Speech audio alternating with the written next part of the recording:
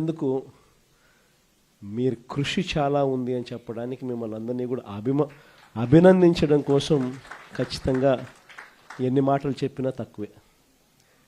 ఇక్కడ నుంచి మొదలు పెడితే ఎమ్మెల్యే సమన్వయకర్తల దగ్గర నుంచి, రీజనల్ కోఆర్డినేటర్స్ దగ్గర నుంచి, జిల్లా అధ్యక్షుల దగ్గర నుంచి, ఎమ్మెల్యేలు, ఎంపీలు, ఎమ్మెల్సీలు, సీనియర్ నాయకులు, ఇక్కడ నుంచి మొదలు పెడితే లోవెస్ట్ లెవెల్లో ఉన్న గ్రామ స్థాయిలో ఉన్న క్యాడర్ నిజంగా ఇంత కమిటెడ్గా ఒక ఉద్యమాన్ని మనస వాచ కర్మన దీన్ని ఎట్టి పరిస్థితుల్లోనూ కూడా ఈ ఉద్యమంను, ఈ స్ఫూర్తిని, ప్రజలు ఇక్కడ చెప్పే ఈ గళాన్ని ఖచ్చితంగా వినిపించేట్టుగా చేయాలి. రాష్ట్ర ప్రభుత్వం మెడలు వంచాలి, ఆ నిర్ణయం వెనక్కి తీసుకునేట్టుగా రాష్ట్ర ప్రభుత్వం మీద ఒత్తిడి తీసుకుని రావాలి అని చెప్పి పట్టుదలతో ఇంత గొప్ప ఉద్యమం చేసిన చరిత్ర బహుశా రాష్ట్రంలో ఎప్పుడూ కూడా జరిగి ఉండదు. నిజంగానే అందరికీ కూడా ఇక్కడ నుంచి మొదలు పెడితే గ్రామ స్థాయిలో ఉన్న ప్రతి కార్యకర్త దగ్గర వరకు కూడా ప్రతి ఒక్కరికి కూడా మనస్ఫూర్తిగా కృతజ్ఞతలు, అభినందనలు రెండు కూడా తెలియజేస్తా ఉన్నాను. దాదాపుగా 1,04,11,136 సంతకాలు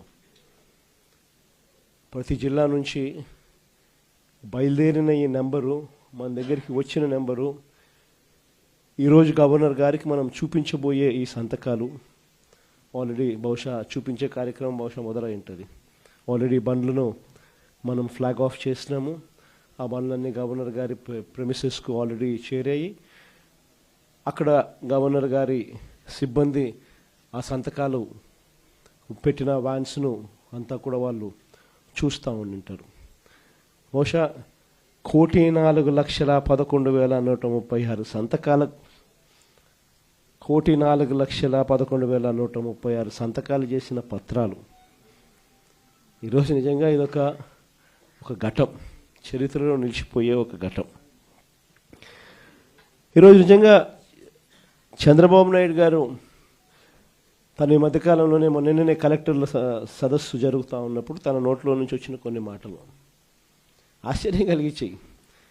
ప్రజల్లో గ్రాఫ్ చాలా పడిపోతూ ఉంది, దానికి కారణం కలెక్టర్ల పనితీరు సరిగ్గా లేదు అని చెప్పే పరిస్థితిలో చెప్తా ఉన్నాడు. పొద్దున పేపర్ చదివితే అయ్యో అని మొత్తుకున్నట్టు. కలెక్టర్ల గ్రాఫ్ బాగాలేక కాదు స్వామి, నీ గ్రాఫ్ బాగాలేక పడిపోతా ఉంది, నీది అనేది నీకు అర్థం కావడంలా. నీ హయాంలో నువ్వు వచ్చిన తర్వాత ప్రజలకు ఏదైనా మంచి జరిగిందా అని అంటే ఒకటే మంచి జరగల. చంద్రబాబు నాయుడు గారు ఈ 18 నెలల కాలంలో, దాదాపు 18 నెలలే ఉంది, ఈ బడ్జెట్ వస్తే మూడో బడ్జెట్ ప్రవేశపెడతా ఉన్నాడు. ఈ మార్చిలో తాను ప్రవేశపెట్టబోయేది 3వ బడ్జెట్. అంటే మొత్తం 5 బడ్జెట్లు ప్రవేశపెట్టే అవకాశం ఈ ముఖ్యమంత్రికైనా ఉంటుంది. అలాంటిది 3వ బడ్జెట్ ప్రవేశపెడతా ఉన్నాడు ఈ మార్చిలో. అంటే 2 బడ్జెట్లు అయిపోయినాయి, అంటే 2 సంవత్సరాలు అయిపోయినాయి. ఈ మార్చి వచ్చేసరికి 3వ బడ్జెట్ కూడా ప్రవేశపెడతా ఉన్నాడు. మరి ఈ 2 సంవత్సరాలు ఈ కాలంలో 2 బడ్జెట్లు ప్రవేశపెట్టి దాదాపుగా 2 సంవత్సరాలు అయిపోవస్తా ఉన్న ఈ కాలంలో ప్రజలకు ఏదైనా మంచి జరిగిందా అని అంటే బోర్డు సున్నా కనిపిస్తుంది. అంతవరకు ప్రజలకు అందుబాటులో ఉండే అన్ని స్కీములు రద్దయిపోయినాయి.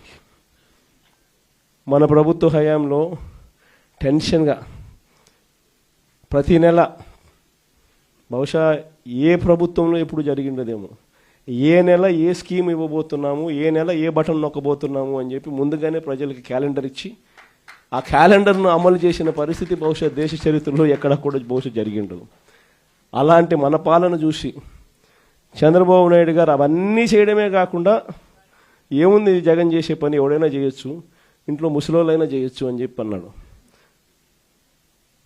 అవన్నీ చేయడమే కాకుండా నేను సూపర్ 6, సూపర్ 7 కూడా హామీలు అమలు చేస్తానని చెప్పిన వ్యక్తి ఈ 22 ఏళ్ళు కావస్తా ఉన్న ఈ సమయంలో చంద్రబాబు నాయుడు గారి హయాంలో జరిగింది ఏమిటి అని అంటే, అన్ని పథకాలు, గతంలో జరిగే అన్ని పథకాలు రద్దు కావడం, సూపర్ 6, సూపర్ 7 మోసాలుగా మిగిలిపోవడం, పైగా వ్యవస్థలన్నీ పూర్తిగా నీరు గారిపోవడం, నిర్వీర్యమైపోవడం.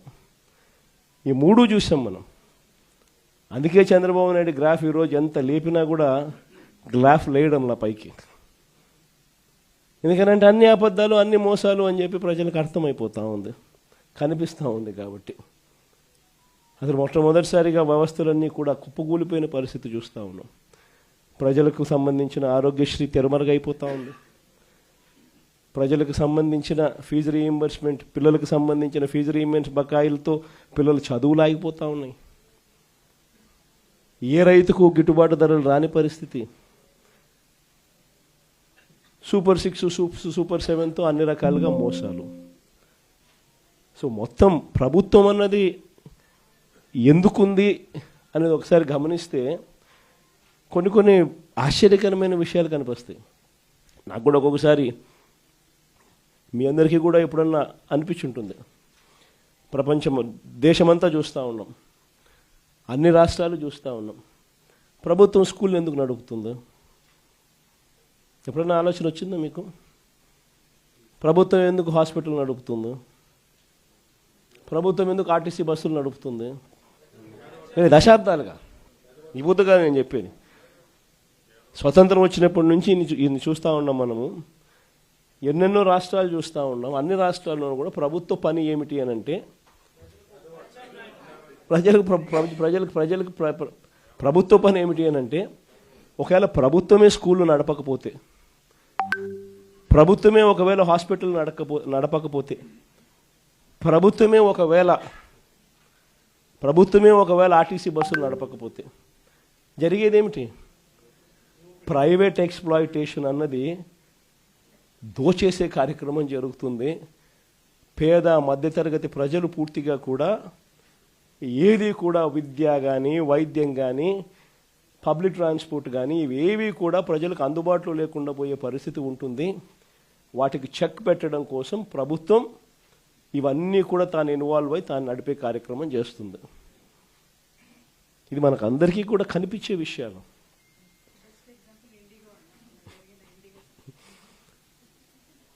ఒకవైపున అన్ని వ్యవస్థలు, ఒకవైపున ఇక్కడ ఈరోజు చూస్తే అన్ని కుప్పకూలిపోయిన పరిస్థితులే.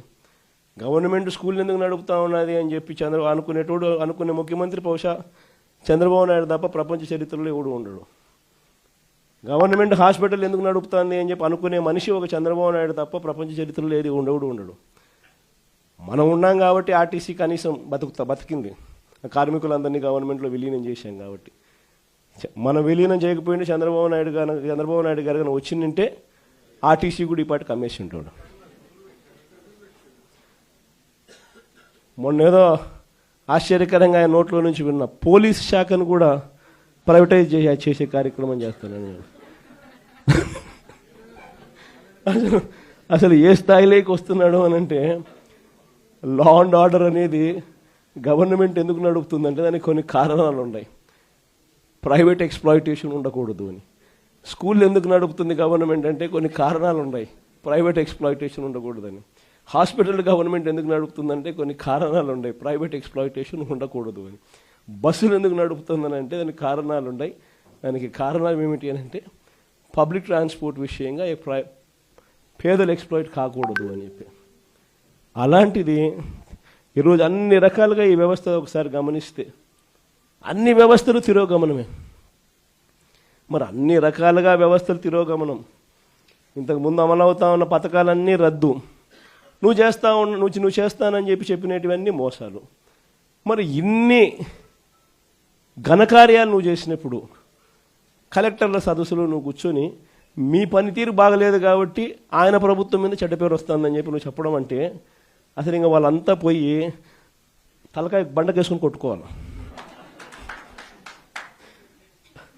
ఆ స్థాయిలో ఈ మనిషి బుర్ర పనిచేయడం లేదు, చంద్రబాబు నాయుడు గారి బుర్ర. నిజంగా ఈరోజు 1,04,11,136 సంతకాలు, ఒక హిస్టరీ.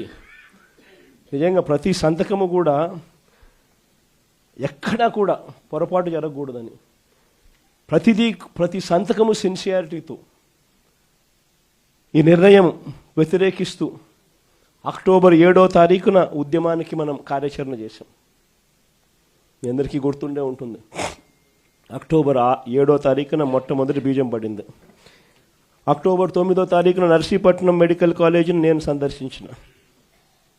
అక్టోబర్ 7వ తారీఖున ప్రజలకు ఉద్యమం గురించి, కార్యాచరణ గురించి వివరిస్తూ అక్టోబర్ 9వ తారీఖున నర్సీపట్నం మెడికల్ కాలేజీని నేను సందర్శించిన.